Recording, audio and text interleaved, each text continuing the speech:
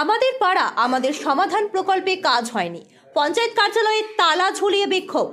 আমাদের পাড়া আমাদের সমাধান প্রকল্পে দাবিকৃত কাজ দীর্ঘদিন ধরে না হওয়ায় পঞ্চায়েত কার্যালয়ে তালা ঝুলিয়ে বিক্ষোভে ফেটে পড়লেন গ্রামবাসীরা।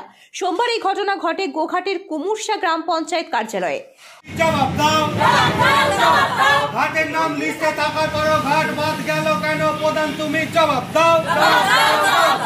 অভিযোগ, ধুলেপুর মল্লিকপাড়া এলাকায় মহিলারা দীর্ঘদিন ধরে গ্রামের একটি পুকুর ঘাট কংক্রিট করার দাবি জানিয়ে আসছিলেন।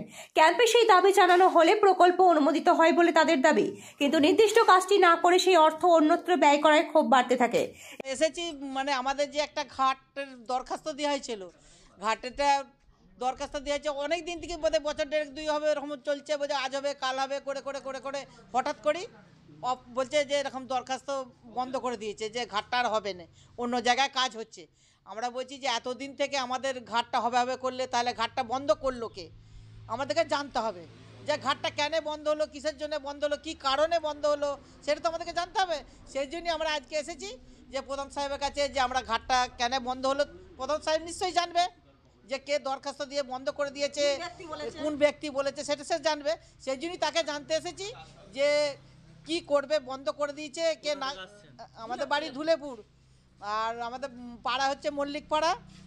আমাদের ওই সামনে ঘাট আছে, ওই মানে এই প্রতিবাদে সোমবার সকালে গ্রামবাসীরা পঞ্চায়েত কার্যালয়ের সামনে বিক্ষোভ দেখান। পরে তারা কার্যালয়ের দরজায় তালা ঝুলিয়ে কর্মীদের প্রবেশ বাধা দেন।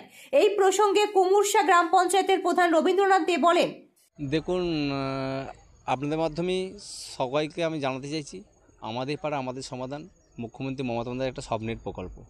ওই প্রকল্প ধুলেপুর প্রাথমিক বিদ্যালয়ে যে এটা হয়েছিল, এটা সামবাটিতে আমাদের ক্যাম্প হয়েছিল। ওখানে পাড়ায় সমাধানে সমস্ত গ্রামের মানুষ যে তাদের কাজের লিপিবদ্ধ করেছিল।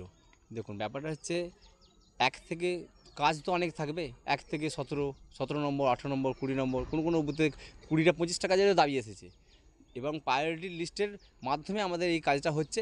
1 থেকে ধরুন, ওখানে আমরা জানি প্রথমেই ধুলেপুরে একটা রাস মন্দিরের রাস্তা ছিল, গ্রামের মানুষের দীর্ঘদিনের দাবি ছিল, পাড়ায় সমাধানে সেটা আমাদের টেন্ডার হয়ে গেছে। দ্বিতীয়ত, আমরা ওখানটায় আমার গ্রাম পঞ্চায়েত সমস্তটাই প্রায় মুখস্থ। ওখানে একটা শান্তিনাথের মন্দির আছে, সেখানে একটা ঘাটের ব্যবস্থা হয়েছে।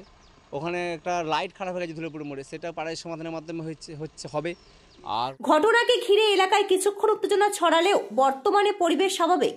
এখন অপেক্ষা কবে শুরু হবে পুকুর ঘাট নির্মাণের কাজ।